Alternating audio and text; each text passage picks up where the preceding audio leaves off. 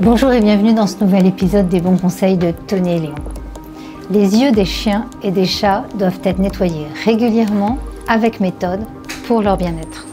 Aussi pour savoir quels produits utiliser, à quelle fréquence et quels sont les bons gestes de nettoyage, nous allons rencontrer le docteur Bertrand Cheffneux, vétérinaire dans la clinique West MyVet à Paris. Suivez-moi.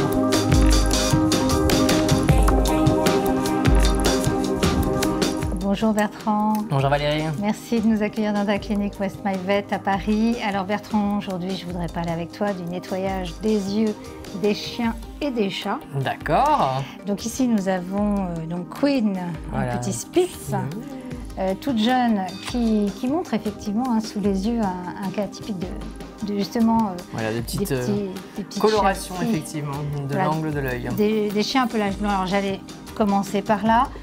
Peux-tu nous dire pourquoi certains chiens, justement, ont plus ou moins de problèmes, justement, oculaires que d'autres? Alors, problème oculaire, en tout cas, saleté oculaire et écoulement un peu plus fréquent. Ouais. D'accord. Effectivement, tous les chiens ont des canaux lacrymaux à l'angle interne de l'œil qui permet l'évacuation des larmes qui sont produites par les glandes lacrymales pour hydrater l'œil, protéger l'œil. Et les chiens de petite race, les chiens au museau plat, brachycéphales, voilà, généralement ont des canaux très petits, voire qui sont totalement...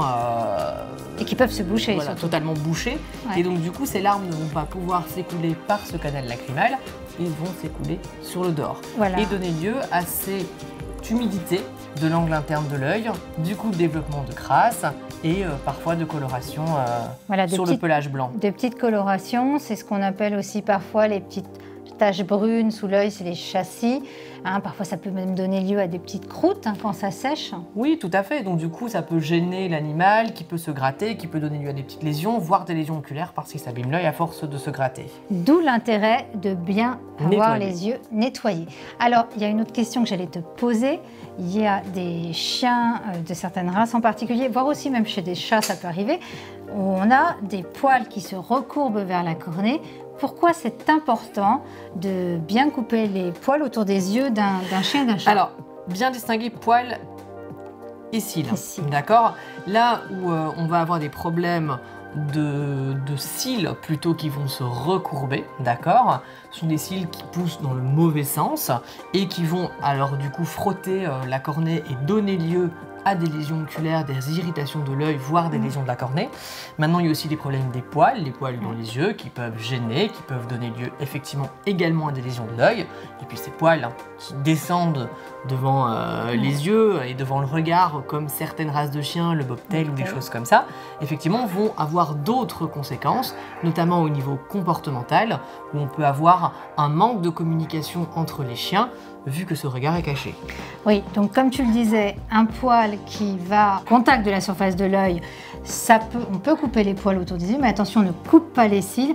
Le distichiasis, le cil qui se recourbe vers la cornée, effectivement, là, ça nécessitera une intervention par le vétérinaire. Voilà, ça c'est quelque chose de beaucoup plus précis et de beaucoup plus dangereux.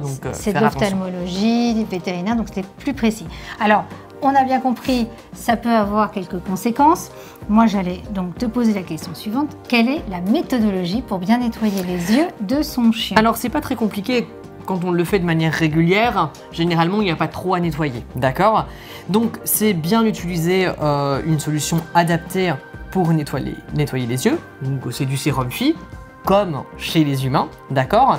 Et on va instiller quelques gouttes de sérum physiologique dans l'œil du chien ou mettre du sérum physiologique sur une compresse, sur un coton démaquillant, histoire de venir nettoyer l'œil et de venir nettoyer ce petit angle interne de l'œil, en essayant évidemment de repousser les crasses vers l'extérieur de l'œil et ne pas les remettre au niveau de cet angle interne. Voilà, c'est comme disait Bertrand, quand on nettoie l'œil d'un chien, on part de l'angle interne vers l'angle externe et non pas l'inverse, on ne fait pas de l'angle externe vers l'angle interne parce que sinon vous repoussez toutes les cochonneries vers l'angle interne de l'œil et l'effet escompté est un peu raté puisque vous allez irriter tout l'œil et puis surtout tout repousser en termes de cochonnerie à ce niveau-là.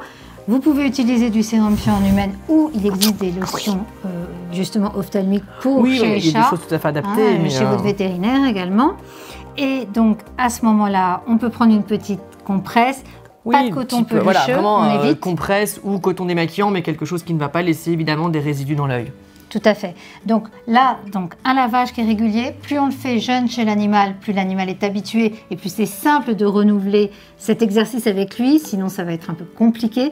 À quelle fréquence, Bertrand, tu recommandes? Parce que ça dépend. Alors ça dépend de l'animal, ça dépend du degré de saleté, du degré d'écoulement externe des yeux. Mais effectivement, chez des chiens qui ont vraiment beaucoup d'écoulement ou qui ont des rougeurs au niveau de l'œil, parfois tous les jours c'est nécessaire. Voilà, et par contre, si c'est un chien qui n'a pas de problème particulier et de saleté particulière, on le fait en fonction. L'œil est sale, on nettoie, sinon on n'est pas obligé de le faire toutes les semaines. Voilà. En tout cas, en général, on peut dire que... 1 à 2 fois par semaine, c'est pas mal de faire attention. C'est déjà pas mal de faire attention. Donc là, les soins des yeux sont importants. On verra dans un autre épisode que quand il y a une pathologie, avant tout traitement, on nettoie les yeux de l'animal parce que c'est toujours pareil, il faut avoir une surface propre, c'est plus idéal. Surtout, pensez bien que si un animal garde l'œil fermé, c'est qu'il peut y avoir une pathologie oculaire sous-jacente, c'est un signe de douleur, ou s'il y a un écoulement de pus au niveau de l'œil, là il faut consulter. Voilà, tout ce qui s'écarte de la normale, de toute façon, au niveau des yeux, c'est important d'agir vite parce que effectivement, souvent les lésions peuvent être importantes, difficiles à soigner et les pertes parfois vraiment conséquentes et parfois irréversibles. Exactement. Merci Bertrand pour tous tes conseils qui, je l'espère, vous seront utiles. Vous l'aurez compris, bien nettoyer les yeux de son chien comme de son chat, c'est important. Faites-le dès qu'il est jeune parce qu'au moins il aura bien pris une bonne habitude. Hein, c'est ce qu'on voit avec Queen qui a tout juste 4 mois. C'est l'habituer au plus jeune âge de façon à ce que ça se passe facilement par la suite. Si votre animal a l'œil fermé, consultez rapidement, c'est un signe de douleur. S'il a du pus, pareil. Et surtout, n'hésitez pas à nous suivre sur les bons conseils de Tony et Léon. Partagez du bon temps avec vos animaux et prenez bien soin d'eux. À bientôt. Au revoir Bertrand. Au revoir Valérie. Au revoir Connie.